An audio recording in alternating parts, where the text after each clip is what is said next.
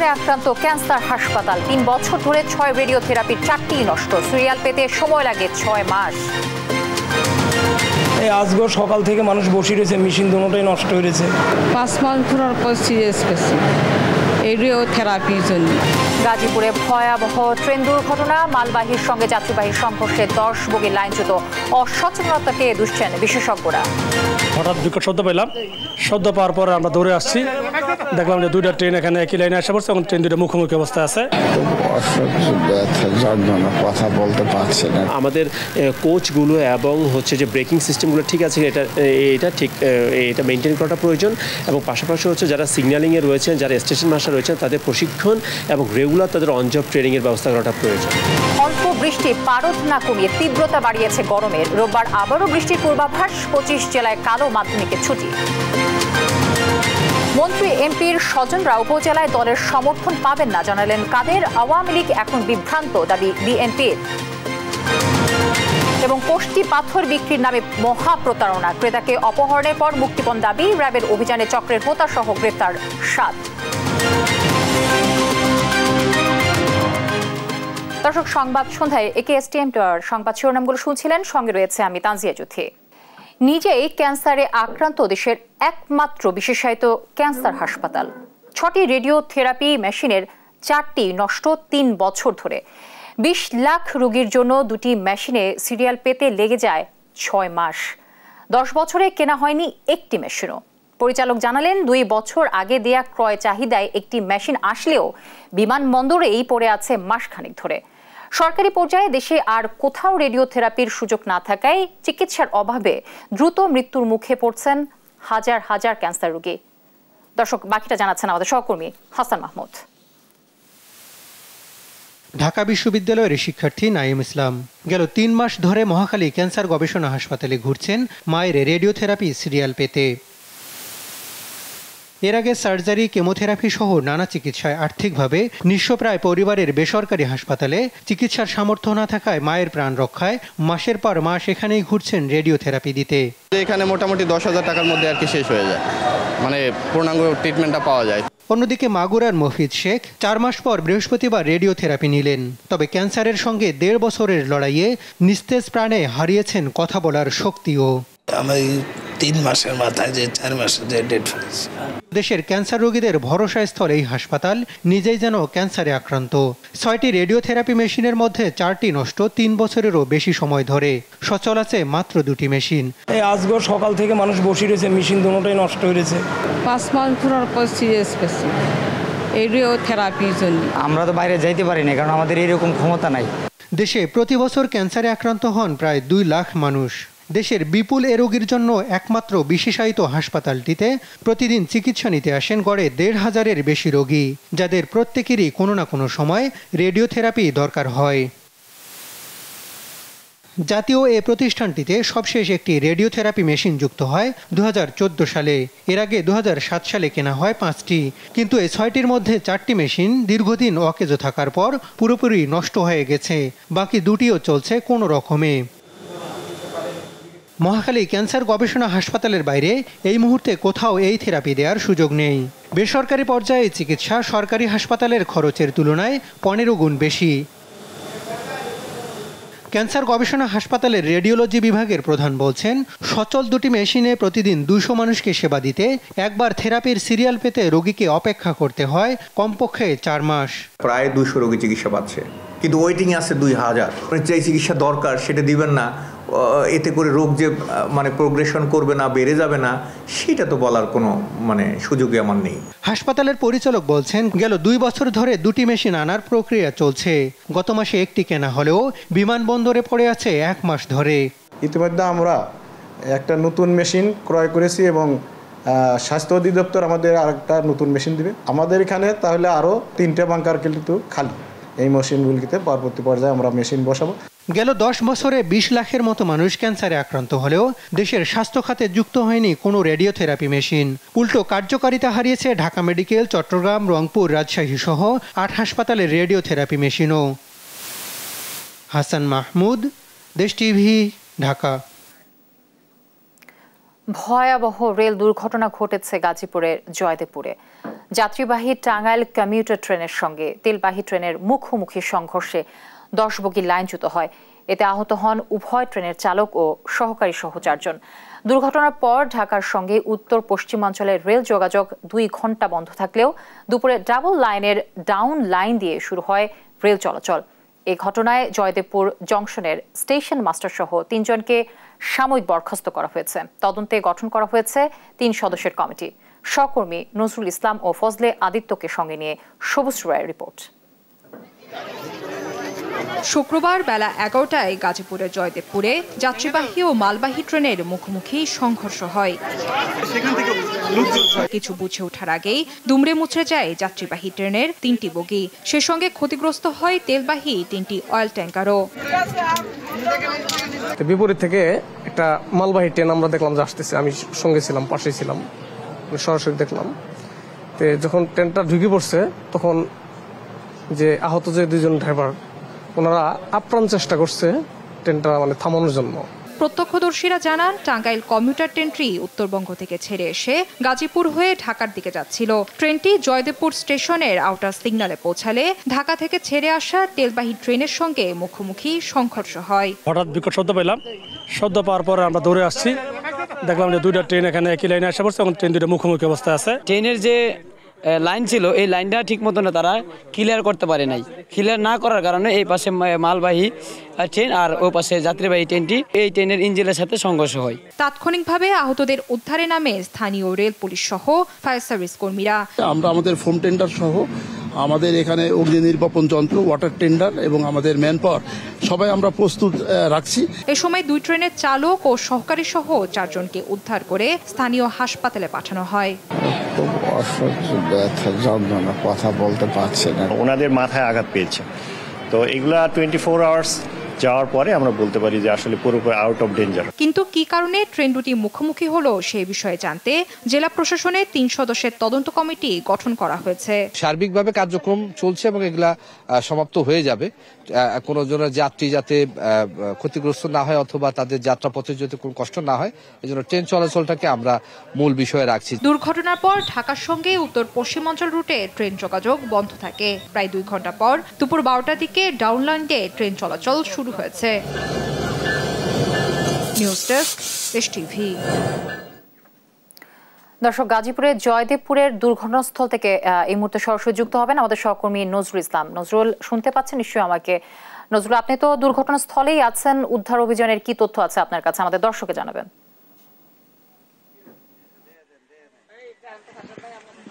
জ্যোতি, আপনি যেমনটা বলছেন, আপনি জানেন যে দুর্ঘটনার পর থেকে কিন্তু এখানে আপনার 4টার দিকে কিন্তু উদ্ধারকারী যে ট্রেনটি সেটি কিন্তু এই ঘটনাস্থলে এসে উপস্থিত হয়েছে। তো আসার পর থেকে কিন্তু আপনার উদ্ধার কাজ চালাচ্ছেন এবং আমরা দেখেছি যে এখান থেকে কিন্তু আপনার কিছু অর্থাৎ তেলের যে লরি সেই বগিগুলো কিন্তু কেটে কিছু অংশ নিয়ে গেছেন এবং কেটে লাইন থেকে সরাচ্ছেন, এরকমটাই কিন্তু দেখতে পেয়েছি। তো বেশ কিছুক্ষণ হয়েছে এবং হচ্ছে, এবং এটা কখন কি নাগাদ শেষ হবে কিন্তু কেউ বলতে পারছে না। তো আমরা যেখানটায় দুর্ঘটনা কবলস্থান সেখানে কিন্তু আমরা দাঁড়িয়ে রয়েছি। তো আপনারা দেখছেন যে এখানে কিন্তু 3-4টা অর্ধেক বগি কিন্তু তেলের যে সেটা কিন্তু এখান থেকে সরিয়ে নেওয়া হয়েছে, বাকিগুলোকে এখনো লাইনের আপনার সাইডে পড়ে রয়েছে। তো আমরা কথা বলার চেষ্টা করেছিলাম, এখানে জেলা প্রশাসক সাহেব সহ সব ধরনের প্রশাসনের ব্যক্তিবর্গ কিন্তু এখানে উপস্থিত রয়েছেন, তারা কিন্তু কঠোরভাবেই ব্যাপারটা দেখছেন। এবং আপনি জানেন যে এর ঘটনার পর কিন্তু জেলা প্রশাসনের পক্ষ থেকে কিন্তু আলাদা আলাদা কমিটি গঠন করা হয়েছে এবং তদন্ত কমিটি করা হয়েছে। সেই তদন্ত কমিটি রিপোর্ট প্রকাশ পরেই মূলত কি কারণে এই দুর্ঘটনা হলো বা কি কারণে সেটা কার ভুল ছিল সেটা কিন্তু আমরা জানতে পারবো। তো আপনার জেলা প্রশাসক কিন্তু এইরকমটাই জানিয়েছেন যে সিগন্যালে ভুলের কারণে হচ্ছে নাকি আপনার কোন ভুল ত্রুটি ছিল সেটা কিন্তু আমরা জানতে পারবো আপনার রিপোর্টের পরে। কিন্তু এখন পর্যন্ত আমরা 7টা পর্যন্ত আমরা দেখেছি যে উদ্ধার কাজে যে কিন্তু উদ্ধার কাজ চলছে। এখানে উদ্ধার যে রেলওয়ের যে কর্মকর্তারা তারা কিন্তু অবস্থান করছেন এবং বিভিন্নভাবে আমরা দেখেছি যে লাইন কেটে কিন্তু সরিয়ে নেওয়ার চেষ্টা করছেন এবং এভাবেই রাত্রে কয়টা বাজবে কিন্তু সেটা বলা যাচ্ছে না এবং সকালে হতে পারে এর ধারণা করছেন অনেকে। তো আমরা যেখানটা দাঁড়িয়ে আছি সেখানে কিন্তু আপনারা দেখতেছেন যে এখানে কিন্তু এখনো যে মূল যে বগিগুলো রয়েছে যেগুলো লাইন থেকে ছিটকে পড়েছে কাত হয়ে রয়েছে সেগুলো কিন্তু এখনো অবস্থান আমরা দেখছি যে এক জায়গায়, কিন্তু এখান থেকে কিন্তু আপনার উদ্ধার যে ট্রেনটি আছে সেই ট্রেন কিন্তু এখান থেকে কিছু অংশ অর্থাৎ ছুটিয়ে নিয়ে গেছেন এবং বাকিগুলো কিন্তু এখনো রাস্তার মধ্যে রয়েছে। তো আমরা দেখতে পাচ্ছেন আপনারা যে এখানে কিন্তু রাস্তার মধ্যে কিন্তু বিভিন্ন তেলের যে লরিগুলো যেটা রয়েছে সেই লরিগুলো কিন্তু রাস্তায় অবস্থান করছে। তো এখন পর্যন্ত কিন্তু উদ্ধার কাজ চলছে এবং পুরোদমে চালাচ্ছেন। পাশে দিয়ে আমরা দেখতে পাচ্ছি যে ট্রেনও চলাচল স্বাভাবিক রেখেছেন। তো এখানে জেলা প্রশাসনের পক্ষ থেকে যে সমস্ত নিরাপত্তা জোরদার করা হয়েছে এবং পুলিশ কিন্তু নিরাপত্তার চাদরে, যেহেতু এটার মধ্যে তেল জাতীয় দাহ্য পদার্থ রয়েছে এই কারণে কিন্তু এখানে নিরাপত্তার একটি বেষ্টনী তৈরি করা হয়েছে, সেখান থেকে কিন্তু নিরাপত্তা দিচ্ছে। তো এইভাবেই আমরা এই জায়গার মধ্যে অবস্থান করছি। আমরা দেখেছি যে এখানে উদ্ধার তৎপরতা কিন্তু ব্যাপকভাবে চলছে, তবে কি নাগাদ শেষ হবে সেটা কিন্তু কেউ বলতে পারছে না। এই ছিল আমার কাছে দুর্ঘটনার স্থান থেকে সর্বশেষ। সহকর্মী নজরুল ইসলাম গাজীপুরের জয়দেবপুর থেকে যুক্ত হয়েছিলেন আমার সাথে। বৃষ্টির দেখা মিলেও এখনই কমছে না গরমের তীব্রতা, এমন তথ্য দিয়ে আবহাওয়া অফিস জানিয়েছে রোববার আবারও বৃষ্টি হবে, আর মে মাসে সারা দেশে বৃষ্টির সম্ভাবনা রয়েছে। সেই সঙ্গে কিছু জায়গায় শিলাবৃষ্টি সহ হতে পারে কালবৈশাখী ঝড়ও। সাবিনা মজুমদার রিপোর্টে বিস্তারিত। গ্রীষ্মের দাবদাহে যখন প্রাণ ওষ্ঠাগত, এক পশলা বৃষ্টির জন্য চারিদিকে হাহাকার। বৃহস্পতিবার রাতে আকাশ ভেঙে বৃষ্টির দেখা মিললেও মধ্য দুপুরে আবারও আগের রূপে ফিরেছে ঢাকা। আবারও কাঙ্ক্ষিত বৃষ্টির আশায় মানুষ, যে বৃষ্টি উত্তপ্ত নগরী ঢাকাকে করবে শীতল। আবহাওয়ার এমন খেয়ালিপনায় জনজীবনে ভোগান্তি চরমে। আমি মনে করছিলাম যে কালকে খুব ঠান্ডা থাকবে আবহাওয়াটা, কিন্তু আমি কাজে আসি দেখি যে গরমটা অনেক অতিরিক্ত বেড়ে গেছে। বৃষ্টিটা হয়তো অনেক জোরে হলে বা অনেকক্ষণ স্থায়ীও থাকলে গরমটা কমতো, সেই হিসেবে আমরা খুব হতাশ। একটু বৃষ্টি হলে ঠান্ডা হলে আমার একটু আরাম হইতো, গরমে তো রিক্সা চালাতে পারি না। বৃষ্টি হচ্ছিল, ভাবলাম আমরা ভিজবো, সকাল তো বৃষ্টি পড়বো, সকাল তো একটু দিয়ে আবার গরম শুরু হয়ে গেছে। আমাদের যে তাপদাহের মধ্যে ডিউটি করা লাগে অল টাইমস, সো আমরা চাইবো যে প্রতিদিন আল্লাহ আমাদের বৃষ্টিটা যেন আমাদের অনুভূতি হয়। তবে আবহাওয়াবিদরা বলছেন পরিস্থিতি সহনীয় হতে অপেক্ষা করতে হবে 6 মে পর্যন্ত। তাপপ্রবাহের যে অবস্থা আছে এটা 5-6 তারিখ থেকে অনেকটা প্রশমিত হবে, তাপপ্রবাহটা দেশে অনেক জায়গাতে প্রশমিত হবে এবং এই সময় কিন্তু বৃষ্টিপাতের পরিমাণটা বৃদ্ধি পাবে এবং এই মাসে 3 থেকে 5টি শিলাবৃষ্টি সহ হালকা কালবৈশাখী ঝড়ের সম্ভাবনা রয়েছে এবং 1 থেকে 2টি মাঝারি থেকে তীব্র কালবৈশাখী ঝড়ের সম্ভাবনা রয়েছে। বৈশাখের দাবদাহের মাঝে এক পশলা বৃষ্টি যেন কিছুটা হলেও স্বস্তি এনেছিল নগর জীবনে, কিন্তু এই তাপপ্রবাহের দাপট এখনো কমেনি। তাই তো এই দাপটের অবসানে আবারও সবার চাওয়া মুষলধারে বৃষ্টি, আর সেই প্রার্থনায় এখন যেন নগরবাসী। সাবিনা মজুমদার, দেশ টিভি, ঢাকা। এ পর্যায়ে সংবাদ সন্ধ্যায় আরো যা থাকছে।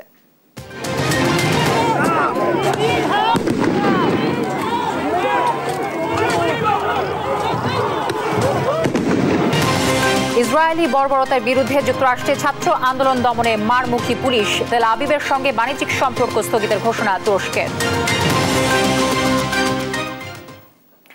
সাধারণ রোগীদের মতো 10 টাকা দিয়ে টিকিট কেটে রাজধানীর জাতীয় চক্ষু বিজ্ঞান ইনস্টিটিউট ও হাসপাতালে চিকিৎসা নিয়েছেন প্রধানমন্ত্রী শেখ হাসিনা। সকালে হাসপাতালে যান প্রধানমন্ত্রী, লাইনে দাঁড়িয়ে নিজেই টিকিট সংগ্রহ করেন। এরপর বিশেষজ্ঞ চিকিৎসক দিয়ে নিজের চোখ পরীক্ষা করান সরকার প্রধান। এ সময় প্রধানমন্ত্রীর সাবেক স্বাস্থ্য উপদেষ্টা ডক্টর সৈয়দ মুদাসসির আলী, জাতীয় চক্ষু বিজ্ঞান ইনস্টিটিউট ও হাসপাতালের পরিচালক অধ্যাপক ডক্টর গোলাম মুস্তফা ও বঙ্গবন্ধু শেখ মুজিব মেডিকেল বিশ্ববিদ্যালয়ের উপাচার্য ও চক্ষু রোগ বিশেষজ্ঞ অধ্যাপক ডক্টর দীন মোহাম্মদ নুরুল হক সঙ্গে ছিলেন।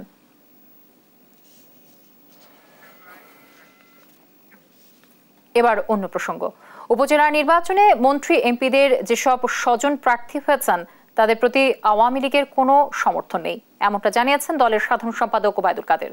দুপুরে ধানমন্ডিতে সংবাদ সম্মেলনে জানান, দেশের বিরোধী দল কথা সর্বস্ব, আর বিএনপি এখন নিজেরাই বিভক্ত। তৌফিক মাহমুদ মুন্নার রিপোর্টে বিস্তারিত। সমসাময়িক বিষয় নিয়ে আওয়ামী লীগের নিয়মিত ব্রিফিং। ধানমন্ডিতে আওয়ামী লীগ সভাপতি রাজনৈতিক কার্যালয়ে সংবাদ সম্মেলনে কথা বলেন দলের সাধারণ সম্পাদক ওবায়দুল কাদের। উপজেলা নির্বাচন নিয়ে জানান, দায়িত্বপ্রাপ্তরা মন্ত্রী এমপি স্বজনদের নির্বাচন থেকে সরাতে কাজ করছে। উপজেলা নির্বাচনে কোনো ধরনের প্রভাব বিস্তার না করতে দলের সভাপতির নির্দেশের কথা জানান ওবায়দুল কাদের। আমার স্বজনও একজন প্রার্থী হয়েছে আমার নিজের উপজেলা, তো সেখানে প্রশ্নটা হচ্ছে আমার এই প্রার্থীটার পেছনে সমর্থন আছে কিনা, সম্মতি আছে কিনা, আমি তার পক্ষে প্রশাসন বা নির্বাচনকে প্রভাবিত করার চেষ্টা করছে কিনা সরেজমিনে, সেটাই উপলব্ধি করার বিষয়। বিএনপিকে উদ্দেশ্য করে আওয়ামী লীগ সাধারণ সম্পাদক বলেন, তারা নিজেরাই বিভক্ত। সরকারকে যারা চাপে রাখতে চেয়েছিল তারাই এখন চাপে আছে। সারা দেশে যে অবস্থার সৃষ্টি করেছে তাতে তাদের নেতিবাচক রাজনীতি সম্পর্কে জনগণে অনীহা সৃষ্টি হয়েছে। জনগণের সম্পৃক্ততা ছাড়া যে যেটাই বলুন, আন্দোলন কোনোদিন সফল হতে পারে না। বিএনপি নিজেরাই এখন বিভক্ত, তাদের দলের বহুদিন ধরে কাউন্সিল নেই, তাদের ঘরোয়া রাজনীতি বলতে গেলে ঝিমিয়ে পড়েছে। বিএনপি নেতা কর্মীরা নেতাদের উপর হতাশ হয়ে এখন ঝিমিয়ে পড়েছে বলে মন্তব্য করেন ওবায়দুল কাদের। বছর পূর্তি। তৌফিক মাহমুদ মুন্না, দেশ টিভি, ঢাকা। জনগণের দায়িত্ব জনগণের উপর ছেড়ে দিতে সরকারের প্রতি আহ্বান জানিয়েছেন বিএনপির সিনিয়র যুগ্ম মহাসচিব রুহুল কবির রিজভী।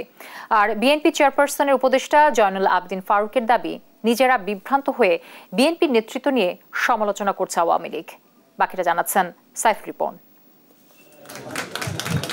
গেল ৭ জানুয়ারির নির্বাচন ঘিরে এক দফা দাবি আদায়ের ব্যর্থতাকে পেছনে ফেলে আবারও জনসম্পৃক্ত আন্দোলন গড়ে তুলতে কাজ শুরু করেছে বিএনপি। তবে আওয়ামী লীগ নেতাদের দাবি, নেতৃত্বের অভাবেই আন্দোলন চাঙ্গা করতে পারছে না বিএনপি। তাদের দলের বহুদিন ধরে কাউন্সিল নেই, তাদের ঘরোয়া রাজনীতি বলতে গেলে ঝিমিয়ে পড়েছে। আন্দোলন নেতৃত্ব নিয়ে সমালোচনাকে আওয়ামী লীগের নিজেদের উপর সৃষ্ট চাপ এড়ানোর কৌশল বলে মনে করছেন বিএনপি নেতারা। তাদের দাবি, সংকট তৈরির সুযোগ নেই, যৌথ নেতৃত্বে চলছে বিএনপি। আমাদের ভারপ্রাপ্ত চেয়ারম্যান জনাব তারেক রহমান সাহেব প্রতি সপ্তাহে জাতীয় স্থায়ী কমিটির একটি সভা করেন। সেখানে মত বিনিময় হয়, পক্ষে বিপক্ষের বিভিন্ন রকমের কথাবার্তা হয়, তারপরে একটা চূড়ান্ত সিদ্ধান্তে তারা পৌঁছান। সেই সিদ্ধান্তটা প্রয়োজন বোধে আবার জাতীয় নির্বাহী কমিটির মাধ্যমে অ্যাপ্রুভ করে নেওয়া হয়। কখনো কখনো জাতীয় নির্বাহী কমিটির কাছে এটাকে শুধু কনভে করা হয়, কখনো কখনো আমাদেরকে কনভে না করে সরাসরি আপনাদের কাছেই বলা হয়। সুতরাং এখানে তো যৌথ নেতৃত্ব তো কখনো ব্যর্থ হতে পারে না। এখন যেভাবে এক দেশে এক ব্যক্তির শাসন চলছে, ওইভাবে বিএনপির মধ্যে এক ব্যক্তির শাসন বা এক ব্যক্তির নির্দেশনা দল চলে না। প্রশ্ন কেন উনি করলো যে ওনাকে সরিয়ে কাকে আনা হবে, এই বিষয়গুলো আমার মনে হয় আওয়ামী লীগ একটা বিভ্রান্তের মধ্যে আছে। দ্রব্যমূল্যের ঊর্ধ্বগতি, অর্থনীতি মেরুদণ্ড ভাঙা, ডলারের দাম দিন দিন বাড়া, এগুলো মনে হয় জনগণের যে একটা চাপ সৃষ্টি হবে এটা অনুভব করতে পেরেছে বলে আমি একজন রাজনৈতিক কর্মী হিসেবে মনে করি। সেখানে এসব কথা বলা। দলের সিনিয়র যুগ্ম মহাসচিব রুহুল কবির রিজভীর মতে, ক্ষমতায় বসানো বা পতনের দায়িত্ব জনগণের, সে কাজ জনগণকেই করতে দিতে হবে। আমাকে উচ্ছেদ করে কাকে বসাবে? আরে আপনাকে উচ্ছেদ করা আর কাউকে বসানো এই দায়িত্ব কার? কোন রাজনৈতিক দলের নয়, এই দায়িত্ব তো জনগণের। আপনি তার মালিকানা কেড়ে নিয়েছেন, তাকে মালিকানা ফেরত দেন। জনগণই ঠিক করবে কোন রাজনৈতিক দলকে ক্ষমতায় বসাবে না বসাবে। আপনার এই বক্তব্যই তো প্রমাণিত হয়।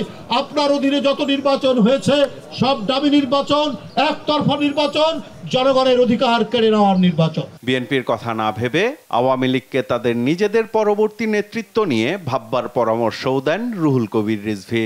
ওবায়দুল কাদের সাহেবকে বলছি, আপনাদের নেতাকে শেখ হাসিনা তারপর আছে। সাইফুল রিপন, দেশ টিভি, ঢাকা। দেশে প্রতিনিয়ত ঘটছে রেল দুর্ঘটনা, সে তুলনায় কারণ চিহ্নিত করে নেওয়া হয় না পর্যাপ্ত ব্যবস্থা। অনুসন্ধানে মিলেছে বেশিরভাগ দুর্ঘটনা ঘটছে লাইনচ্যুতি সহ সিগন্যালের ত্রুটির কারণে। আর দক্ষ লোকবলের সংকটের সাথে অসচেতনতাকে দুষলেন স্বয়ং রেল মহাপরিচালক। বিশেষজ্ঞদের পরামর্শ, নিরাপদ রেল ব্যবস্থা গড়তে মানুষ নির্ভরতা থেকে সরে গিয়ে প্রযুক্তি নির্ভরতা জরুরি। শাহাদাত নিশাত জানাচ্ছেন বিস্তারিত। কখনো মুখোমুখি সংঘর্ষ, কখনো লাইনচ্যুত হয়ে বা অন্য যানবাহনের সঙ্গে সংঘর্ষে দেশে প্রায় ঘটছে রেল দুর্ঘটনা। এতে প্রাণ যায় অনেকের, আবার গুরুতর আহত হয়ে অনেক মানুষ আজীবন পঙ্গুত্ব বরণ করছেন। সবশেষ দুর্ঘটনার ঘটনা গাজীপুরের জয়দেবপুরে। 2 ট্রেনের মুখোমুখি সংঘর্ষে লাইনচ্যুত হয় যাত্রীবাহী ও মালবাহী ট্রেনের 10 বগি। কেউ প্রাণ না হারালেও আহত হন বেশ কয়েকজন।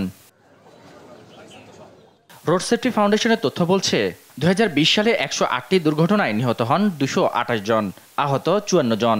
2021 সালে 123 দুর্ঘটনায় 147 জন নিহত এবং 39 জন আহত হন।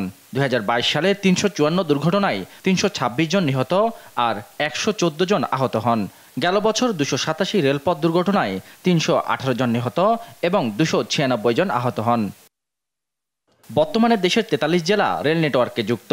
দেশের ইতিহাসে লাইনচ্যুত সহ সিগন্যালের ত্রুটির কারণে ঘটছে বেশিরভাগ দুর্ঘটনা। রেলে অভিজ্ঞ লোকমাস্টারের সংকট সহ পর্যাপ্ত লোকবলের অভাবকে দুর্ঘটনার জন্য দায়ী করছেন রেলওয়ের মহাপরিচালক। তো যথাযথভাবে পালন না করার কারণে হয়তো পয়েন্ট যেটা যেভাবে যেটা সেট করার কথা ছিল, হয়তো যে লাইনের পক্ষে করার কথা ছিল না করে অন্য লাইনের পক্ষে হয়তো করতে পারে, অথবা এটা যেহেতু নন ইন্টারলকিং এখানে আমাদের টেকনিক্যাল সাইডেও সমস্যা থাকতে পারে।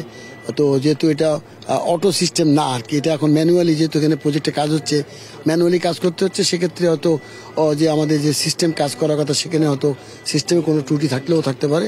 বিশেষজ্ঞরা বলছেন দুর্ঘটনায় তদন্তের সুপারিশগুলো বাস্তবায়ন হলে দুর্ঘটনার হার কমতো। এটা দায়সারা তদন্ত করেন বা সেটাকে ঠিক করার জন্য সুপারিশগুলো সেগুলো সঠিকভাবে বাস্তবায়ন হয় না এবং সেটা বাস্তবায়ন হচ্ছে কিনা সেটাও আসলে নজরদারি করছে না, ফলে দুর্ঘটনা কিন্তু পরের বছর দেখা যায় একই রকম দুর্ঘটনা আরেকটা ঘটছে। লোকনির্ভর রেল চলাচল থেকে সরে এসে প্রযুক্তি সহায়তায় বিশেষ গুরুত্ব দিচ্ছেন বিশেষজ্ঞরা। আমাদের দেশে দেখা যাচ্ছে প্রায়শই দুর্ঘটনা ঘটছে। এটা বড় কারণ হলো এখনো পর্যন্ত আমাদের যে সিগন্যালিং ব্যবস্থাটা এটা এখনো অনেক বেশি মানুষ নির্ভর। কারণ হচ্ছে মানুষ ভুল করলে সেটাকে আর আমরা আটকাতে পারছি না। দ্বিতীয়টা হচ্ছে ট্রেন চালানোটাও কিন্তু দেখা যাচ্ছে আমরা অনেকটা লোকমাস্টার নির্ভর। উন্নত বিশ্বের থেকে বাংলাদেশের রেল ব্যবস্থাপনা অনেক দুর্বল বলেও মনে করেন এই বিশেষজ্ঞ। শাহাদাত নিশাত, দেশ টিভি, ঢাকা। কোষ্ঠী পাথরের মূর্তি ও ধাতব মুদ্রার অবৈধ ব্যবসাকে কেন্দ্র করে অপহরণ ও মুক্তিপণ আদায়কারী চক্রের হোতা খোকন হাজী সহ 7 জনকে গ্রেফতার করেছে র্যাব। কেরানীগঞ্জে চুনকুটিয়ায় অভিযান চালিয়ে ফতুল্লা থেকে অপহৃত আনোয়ার হোসেন খানকে উদ্ধার করে তারা। শুক্রবার সকালে কারওয়ান বাজার র্যাব মিডিয়া সেন্টারে সংবাদ সম্মেলনে এসব তথ্য জানান র্যাব 3 এর অধিনায়ক লেফটেন্যান্ট কর্নেল ফিরোজ কবির। বিস্তারিত আল নোমানের রিপোর্টে। 2017 সালে ভারতীয় এক নাগরিকের থেকে 400 কোটি টাকা মূল্যের কোষ্ঠী পাথরের মূর্তি ও ধাতব মুদ্রা বিক্রির প্রস্তাব পান বাংলাদেশি খোকন হাজী। মোস্তফা হাওলাদার নামের এক ব্যক্তি তার কাছে নকল কোষ্ঠী পাথর ও ধাতব মুদ্রা 95 লাখ টাকায় বিক্রি করে লাপাত্তা হন। এরপর 7 বছর ধরে মোস্তফা হাওলাদারকে খুঁজছেন খোকন। তাকে না পেয়ে সবশেষ গেল বুধবার মোস্তফার ভাইরা ভাই আনোয়ার হোসেন খানকে নারায়ণগঞ্জের ফতুল্লা থেকে অপহরণ করেন খোকন হাজী ও তার সহযোগীরা। মুক্তিপণ দাবি করা হয় সেই 95 লাখ টাকা। পরিবার 17 লাখ টাকা দিলেও বাকি টাকার জন্য মারধর ও হত্যার হুমকি দিতে থাকে। গ্রেফতারকৃত হাজী খোকন তার নেতৃত্বে 8-9 জনের একটি দল ভিকটিম মোহাম্মদ আনোয়ার হোসেনকে মাথায় পিস্তল ধরে জোরপূর্বক জিম্মি করে সুনির্দিষ্ট অভিযোগের ভিত্তিতে বৃহস্পতিবার কেরানীগঞ্জের চুনকুটিয়া এলাকা থেকে খোকন হাজী সহ 7 জনকে গ্রেপ্তার করে র্যাব 3 এর একটি দল। অপহৃত আনোয়ারকে উদ্ধার এবং অপহরণে ব্যবহৃত রিভলভার, 8 রাউন্ড গুলি ও একটি শটগান জব্দ করে তারা। অপহরণকারী ও মুক্তিপণ আদায়কারী চক্রের মূল হোতা হাজী ওয়াইজ উল্লাহ খোকন ও তার অন্যতম 6 সহযোগী আরিফ হোসেন, সাইফুদ্দিন আহমেদ মিলন, সিরাতুল মুস্তাকিম, মোহাম্মদ রুহুল আমিন, মোহাম্মদ জাকির হোসেন এবং মোহাম্মদ স্বাধীনকে গ্রেফতার করতে সক্ষম হয়। ওই একই সময় উক্ত ভিকটিম মোহাম্মদ আনোয়ার হোসেনকে উক্ত স্থান থেকে উদ্ধার করা সম্ভব হয়। তবে এর সঙ্গে সংশ্লিষ্ট ভারতীয় নাগরিকের বিষয়ে সুনির্দিষ্ট কোনো তথ্য পায়নি র্যাব। আল নোমান, দেশ টিভি, ঢাকা। সংবাদ সন্ধ্যায় আরো থাকছে। প্রথম টি-20তে বাংলাদেশের বিপক্ষে ব্যাটিং বিপর্যয়ে জিম্বাবুয়ে অভিষেক তানজিদের দীর্ঘদিন পরে দলে ফিরলেন সাইফুদ্দিন। স্বস্তির খবর নেই নিত্যপণ্যের বাজারে। হাতে গোনা কয়েকটি পণ্যের দাম স্বাভাবিক থাকলেও আগের বর্ধিত দামেই বিক্রি হচ্ছে বেশিরভাগ। দাম কমার খবর নেই মাছ, মাংস ও মশলার। ফজলে আদিত্যকে সঙ্গে নিয়ে বিস্তারিত জানাচ্ছেন মাহমুদ হাসান। সাপ্তাহিক ছুটির দিনে অন্যান্য দিনের চেয়ে নানা কারণ ও অজুহাতে বাজারে থাকে চড়া ভাব। দাবদাহের সাথে নিত্যপণ্যের চড়া দামে বাজারে অস্বস্তি বেড়েছে আরো। এ নিয়ে ক্ষোভের সীমা নেই সাধারণ ভোক্তাদের। রমজান মাসে যেটা ছিল সেটাতে মোটামুটি ছিল, কিন্তু এখন মনে হচ্ছে থেকে বেশি। ব্যবসায়ীরা বেশি দামে আনে, বেশি দামে বিক্রি করে। আমরা যারা ভোক্তা, আমাদের তো আরো ইনকাম আয় সোর্স বাড়ে নাই, তা আমাদের খুব কষ্ট হচ্ছে। বাজার ঘুরে দেখা যায় মুরগি প্রকারভেদে কেজিতে 20 থেকে 30 টাকা বেড়ে বিক্রি হচ্ছে। তবে কিছুটা কমেছে ডিমের দাম, বিক্রি হচ্ছে 120 টাকা ডজন দরে। আমাদের কাছে অনেকটা বেশি। আমরা কয় টাকা ছাড়াই চাকরি ভাই, এই 220 টাকা 10 টাকা ব্রয়লার যদি হয়, ব্রয়লারও খাইতে পারবো না ভাই। দিন দিন তো জিনিসপত্রের দাম বাড়তে আছে, তাহলে বুঝতে পারেন আমাদের কি অবস্থা।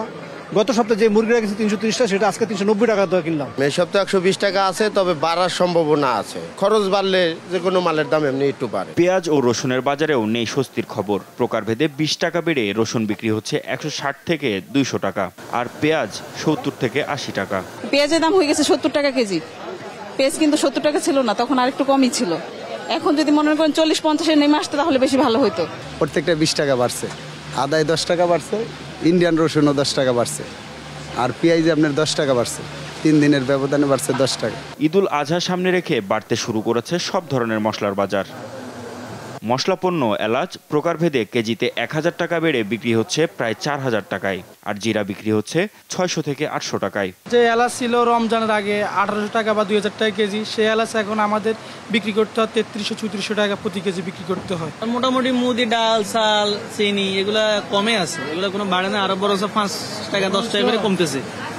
বিশেষ করে মশলাগুলোর দাম বাড়তেছে। তবে কিছুটা স্বস্তির খবর সবজির বাজারে। সপ্তাহ ব্যবধানে দামে খুব একটা পরিবর্তন আসেনি। মাহমুদ হাসান, দেশ টিভি, ঢাকা। তীব্র গরমে বস্তিবাসীকে কিছুটা স্বস্তি দিতে রাজধানীর 11টি কুলিং জোন করা হবে বলে জানিয়েছেন ঢাকা উত্তর সিটির মেয়র আতিকুল ইসলাম। পরিবেশ দূষণ এবং দখলের বিরুদ্ধে কঠোর অবস্থানের কথাও জানান তিনি। বৃষ্টি শুরু হওয়ার সাথে সাথে এডিস মশার ঝুঁকি তৈরি হবে জানিয়ে নগরকে পরিচ্ছন্ন রাখার আহ্বানও জানান মেয়র। বিস্তারিত জানাচ্ছেন জান্নাতুল মোহনা। তীব্র গরমে বিপর্যস্ত জনজীবন। গরম থেকে স্বস্তি দিতে নানা কার্যক্রম চালিয়ে যাচ্ছে ঢাকা উত্তর সিটি কর্পোরেশন। 35,000 নিবন্ধিত রিকশা চালকের মাঝে একটি ছাতা, 12টি খাবার স্যালাইন ও হাফ লিটার পানি বিতরণ কর্মসূচি নিয়েছে ডিএনসিসি। এরই অংশ হিসেবে শুক্রবার সকালে রাজধানীর উত্তরায় ছাতা, পানি ও স্যালাইন বিতরণ করেন মেয়র আতিকুল ইসলাম। পথচারীদের স্বস্তি দিতে সড়কে ওয়াটার স্প্রেও করা হয়। মেয়রের কাছ থেকে ছাতা, স্যালাইন এবং পানি নিয়ে উচ্ছ্বাসিত রিকশা চালকরা। কৃত্রিম বৃষ্টিতে ভিজে আনন্দে সামিল হন অনেকেই। পিছনে আসে গাড়ি, প্রাইভেট গাড়ি হরেন দেয়, তবে আমার ছাড় দেন, আমাকে গাড়ি রাখবো। আমরা আবার রোদের মধ্যে দাঁড়া থাকা লাগে। ওই জন্য ছাতা পাইছি, একটা আনন্দ লাগতেছে। রোদের মধ্যে দাঁড়ালেও ছাতা ধরে থাকতে পারবো আমরা। যতদিন ছাতা টিকবে আমরা ততদিন ব্যবহার করবো। আর এই ছাতাটা পাওয়াতে আমার খুব ভালো লাগতেছে।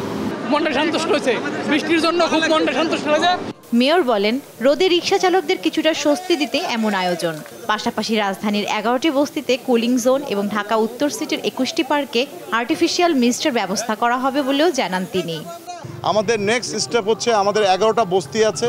আমাদের চিফ হিট অফিসার আমাকে গতকাল বলেছে যে এখন এই মুহূর্তে বস্তিবাসীদের একটু আরামদায়ক দরকার। এখানে শেড থাকবে, এখানে ফ্যান থাকবে, এবং এখানে যদি আমরা কোনো মিস্টের বন্দোবস্ত করতে পারি, ওটিও আমরা যেন করে ফেলতে পারি, সে ডিজাইনটা রেডি করছি আমরা। 21টি পার্কেও আমরা মিস্টের দিয়ে একটি কর্নার করে দিচ্ছি, সবাই এসে যেন রেস্ট জানাতে পারে। প্রশ্নের জবাবে তিনি জানান, পরিবেশ দূষণ এবং দখলের বিরুদ্ধে কঠোর ব্যবস্থা নেওয়া হচ্ছে। মেয়র এবং আমার কাউন্সিলররা, আমি হলাম দখলের বিরুদ্ধে, পরিবেশের বিরুদ্ধে। আমার এই পরিবেশকে নষ্ট করার কোনো ইচ্ছাই আমার নাই। বর্ষা শুরুর সাথে সাথে এডিস মশার প্রকোপ দেখা দেয়, তাই নগরকে পরিচ্ছন্ন রাখার আহ্বানও জানান মেয়র। জান্নাতুল মোহনা, দেশ টিভি, ঢাকা। জানাবো আন্তর্জাতিক প্রসঙ্গ। ইসরায়েলের সঙ্গে সব ধরনের বাণিজ্যিক সম্পর্ক স্থগিতের ঘোষণা দিয়েছে তুরস্ক। গাজায় ভয়াবহ হামলায় মানবিক পরিস্থিতি শোচনীয় পর্যায়ে পৌঁছেছে এই পদক্ষেপ নিয়েছে এরদোয়ান সরকার। বৃহস্পতিবার মধ্য গাজার বুরেজি শরণার্থী শিবিরে বিমান হামলা হয়। নারী শিশুসহ বেশ কয়েকজন ফিলিস্তিনি প্রাণ হারিয়েছেন। গত 7 অক্টোবর থেকে হামলায় প্রাণহানি ছাড়িয়েছে 37,500।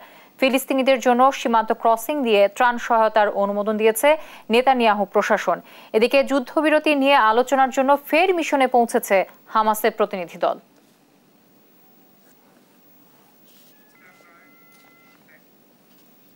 গাজায় ইসরায়েলের বর্বরতার বিরুদ্ধে যুক্তরাষ্ট্র জুড়ে ছাত্র আন্দোলনের মারমুখী অবস্থানে পুলিশ। বৃহস্পতিবারও 3 শতাধিক ফিলিস্তিনপন্থী শরণার্থীকে আটক করেছে তারা। গেল 18 এপ্রিল থেকে আটক হয়েছেন 2000-এরও বেশি শরণার্থী। মার্কিন প্রেসিডেন্ট বাইডেন বলেছেন, আন্দোলনের অধিকার থাকলেও অরাজকতা মেনে নেওয়া হবে না। লুৎফর কবিরের রিপোর্টে বিস্তারিত। বিশ্ববিদ্যালয় প্রাঙ্গণে ফিলিস্তিনপন্থী শিক্ষার্থীদের কোনোভাবেই অবস্থান করতে দিচ্ছে না পুলিশ। বৃহস্পতিবার লস অ্যাঞ্জেলেসের ইউনিভার্সিটি অফ ক্যালিফোর্নিয়ায় শিক্ষার্থীরা শান্তিপূর্ণভাবে অবস্থান করলেও মারমুখী অবস্থানে দেখা যায় পুলিশকে। কাঁদানে গ্যাস, লাঠিচার্জ করতে দেখা যায় তাদের। অনেকটা রণক্ষেত্র হয়ে ওঠে বিশ্ববিদ্যালয় প্রাঙ্গণ। আটক হন অনেকে, তুলে ফেলা হয় তাঁবু। ঐতিহাসিক এই ক্যাম্পাসে ছাত্র আন্দোলন এক প্রকার বিধিনিষেধ দিয়েছে পুলিশ। পোর্টল্যান্ড স্টেট ইউনিভার্সিটিতে একই অবস্থানে দেখা গেছে পুলিশকে। বিশ্ববিদ্যালয়ের প্রবেশমুখে শিক্ষার্থী এবং পুলিশের সদস্যদের মুখোমুখি অবস্থানে দেখা গেছে। এক পর্যায়ে লাইব্রেরিতে ঢুকে পড়ে পুলিশ। সেখান থেকে শিক্ষার্থীদের জোর করে বের করে দেওয়া হয়।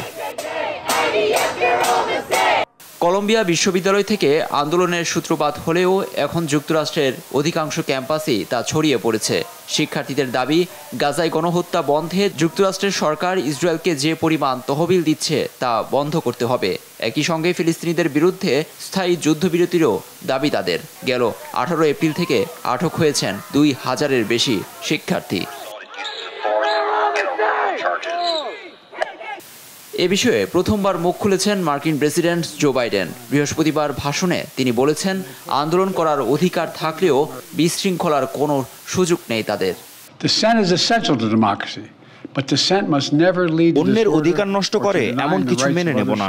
বিশৃঙ্খলা করে অন্য শিক্ষার্থীদের পড়াশোনা ক্ষতিগ্রস্ত করা যাবে না। প্রতিবাদ করার অধিকার আছে, কিন্তু অরাজকতার অধিকার নেই তাদের। ক্যাম্পাসে ইহুদি বিদ্বেষ বা ইহুদি শিক্ষার্থীদের বিরুদ্ধে সহিংসতার জায়গা নেই। প্রেসিডেন্ট হিসেবে আমি সবসময় আইন এবং সংবিধানের পক্ষে থাকব।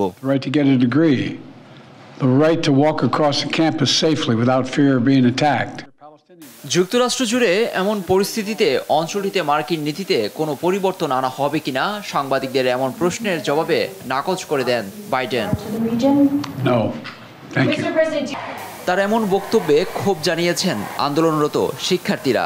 এদিকে গাজায় গণহত্যার বিরুদ্ধে ছাত্র আন্দোলনে পুলিশের মারমুখী ভূমিকার সমালোচনা করেছেন তুর্কি প্রেসিডেন্ট রিসেপ তাইপ এরদোয়ান। তিনি বলেন, ইসরায়েলের স্বার্থে আঘাত হানে এমন কিছুর বিরুদ্ধে যাবে না মার্কিন প্রশাসন।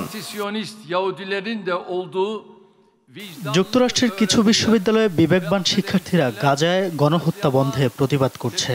তাদের এমন আন্দোলনে হামলা হচ্ছে, নির্যাতনের শিকার হচ্ছে শিক্ষার্থী। ইসরায়েলের স্বার্থে যা আঘাত হানে তা পশ্চিমাদের কাছে গণতন্ত্র ও ইহুদি বিরোধী।